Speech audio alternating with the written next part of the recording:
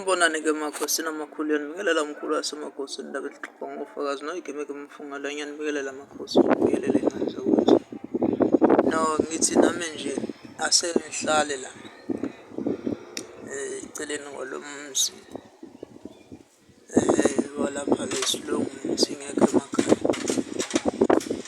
Bese ngithi please make sure that you do subscribe, you like the video, bese uyayisherisha manzakwethu. Nawe okhona umkhulu wasemakhosini lojaji lejaji Mnyeso Gcina, mathule ngathi akaboni umoya lo vunguza kuthanda kwawo. Sehlula amanye uma ngena bevalile emzini amanye amadoda, umavula kuvaliwe shingishane somoya. No, ngane zakwethu ngasekhona ziningi kakhulu izibongo zami ezomlando nezigameko, kodwa-ke ake siyibambelane. Bengithi namhlanje ngicela-ke sikhulume nalolu hlobo lwabantu kusukela kule nyanga kuyalila abantu labathi bafuna umsebenzi, labafuna kungena esigqumweni. Bese sizawukhuluma kakhulu labo abasuke behlushwa izichitho, behlushwa amadliso, nalaba bafuna ukuthi baqonywe. Lukhona lihlanga lokuqonywa, lukhona into zomgqumo, uphalaze kukuwena. Kodwa kakhulu lebengifuna ukukhuluma ngakho kakhulu, ilaba nkosi yami laba nezinkinga emakhaya kodwa bebe besebenza le bantu. Uthola ukuthi umuntu sekuze kucindezeleka nedlozi kasakwazi shona nokubhula abhulele kahle abantu.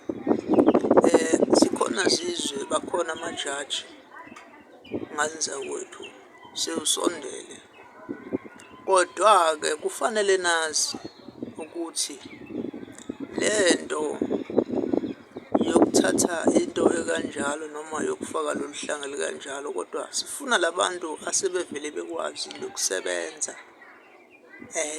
Abantu abazokwazi ukukhonektha kahle. Angimfuni umuntu lo ongakwazi ukunyanga, lo ongakwazi ukulapha, lo ongakwazi ukwenza lutho, ngoba niyahlupha iningi leni abantu abadistroye lo msebenzi wenyanga nowedlozi.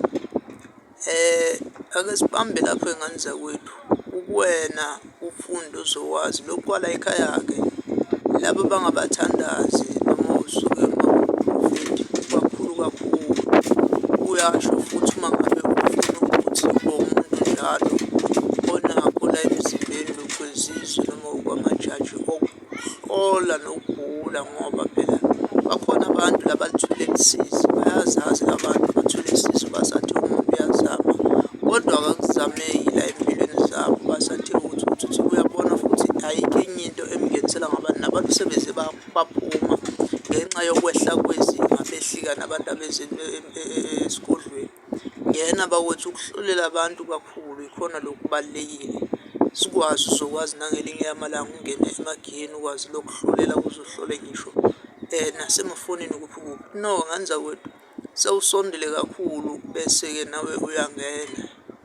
Wazi ukuthi kodwa-ke fanele wazi inama-price. Kukhona lesive nejaji elisuke likwazi nokudonsa umsebenzi. Kukhona leli elikwazi ukuthi umuntu nje ukwazi ukuthi lo uyivulele kuphela uzibonele ukuthi udonsa kanjani. So nokuphefumula kwawo akufani zingane zakwethu. So ake nithathe nani bese niyasondela bese nibuya kakhulu.